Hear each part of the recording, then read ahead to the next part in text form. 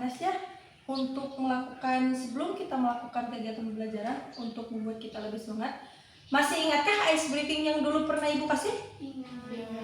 Oke, kalau boleh dicoba, coba ya. Kata Ibu, selamat pagi.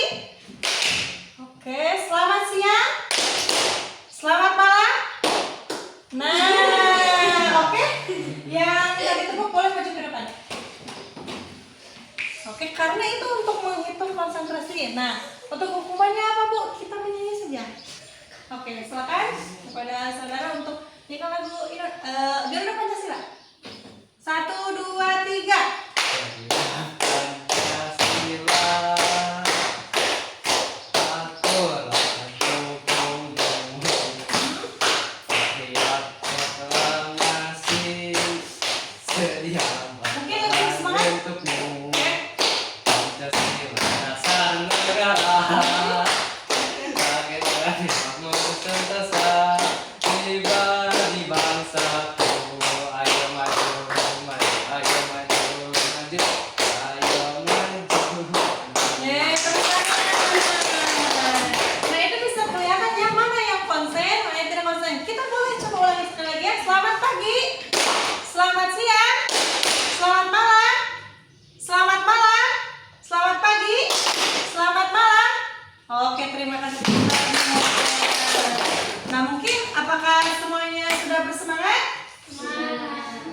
Oke, bisa kita mulai pembelajarannya?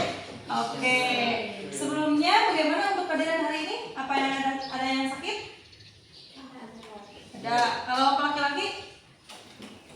Oke, untuk surat izin sama surat sakitnya boleh disimpan di meja.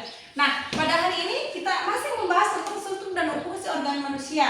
Nah, pada hari ini kita akan membahas tentang sistem pernapasan. Sebelumnya, Ibu mau bertanya, kenapa manusia harus bernapas setiap saat? Apakah bernapas sangatlah penting? Ada yang bisa menjawab? Oke. Karena bernapas adalah proses penting memasuk oksigen ke dalam tubuh dan mengeluarkan karbon dioksida. Oke, karena bernapas itu penting karena prosesnya adalah memasok oksigen dan mengeluarkan karbon dioksida. Itu betul jawabannya. Terima kasih, Cindy. Baiknya kita untuk berdoa dulu. Silakan kepada ketua kelas untuk bisa memimpin. Sebelum belajar, marilah kita berdoa. Berdoa mulai.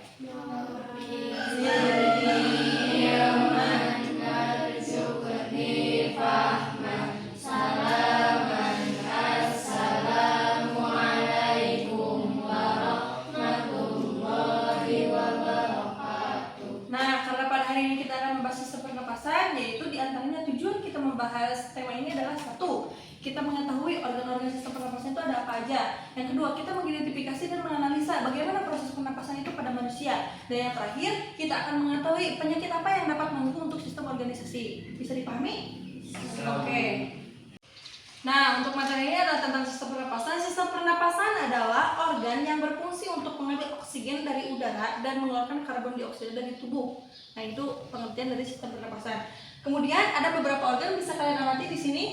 Nah, ini adalah gambaran beberapa organ sistem pernapasan pada manusia. Di antaranya ada rongga hidung, bisa kalian lihat.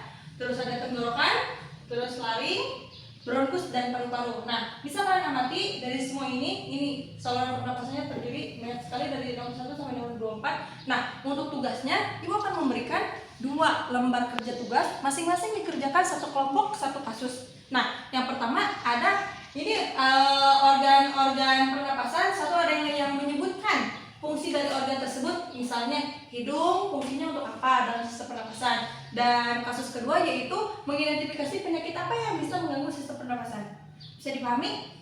Bisa. Oke, nah caranya gimana? Caranya kalian di sini ada dua tugas.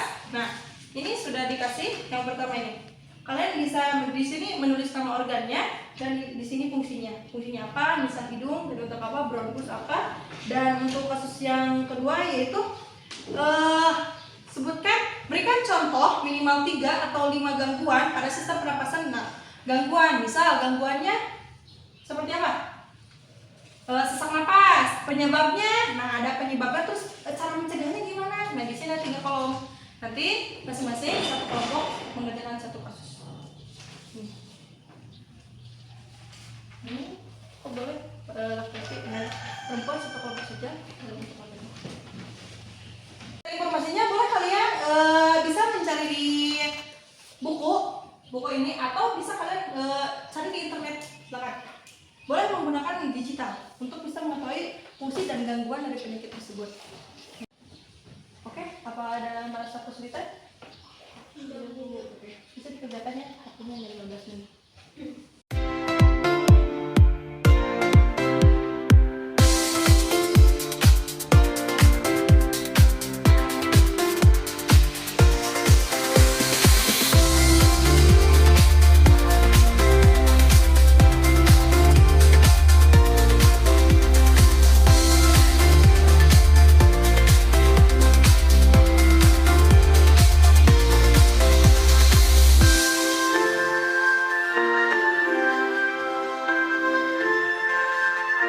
Oke, waktunya sudah menunjukkan mungkin 15 menit cukup ya untuk mengetahui fungsi dari organ tersebut dan mengetahui gangguan, identifikasi gangguan dari sistem pernapasan.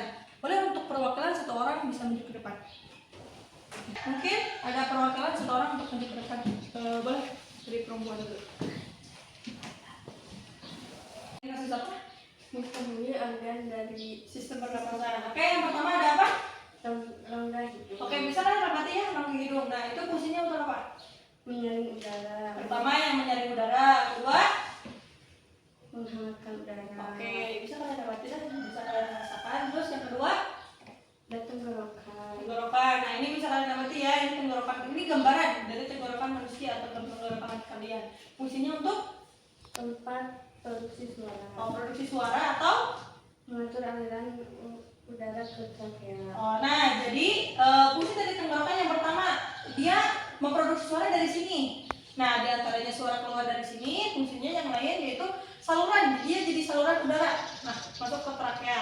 Terus Dan trachea, trachea fungsinya saluran udara yang menghubungkan laring dengan bronkus. nah, saluran udara yang menyalurkan dengan laring dengan bronkus. Nah, misalkan nanti bronkus. Nah, ini saya bayangkan. Terus Yang keempat, bronkus. fungsinya Saluran udara yang menghubungkan trachea dengan paru-paru. ini saling menghubungkan. Tadi trachea yaitu menyalurkan pernapasan dari laring ke bronkus dan bronkus juga saling berhubungan untuk menyalurkan pernapasan dari trachea ke paru-paru. Yang kelima, paru-paru. Yang kelima paru-paru, Fungsinya tempat terjadinya pertukaran. gas oksigen dan karbon dioksida melalui proses difusi. Oke, nah di antara tadi saluran udara, sistem pernapasan dari tadi rongga hidung, tenggorokan, trakea, bronkus. Nah, yang terakhir ini di paru-paru, tempat pertukarannya antara udara oksigen dan karbon dioksida. Oke, terima kasih atas jawabannya. Boleh tepuk tangan ya.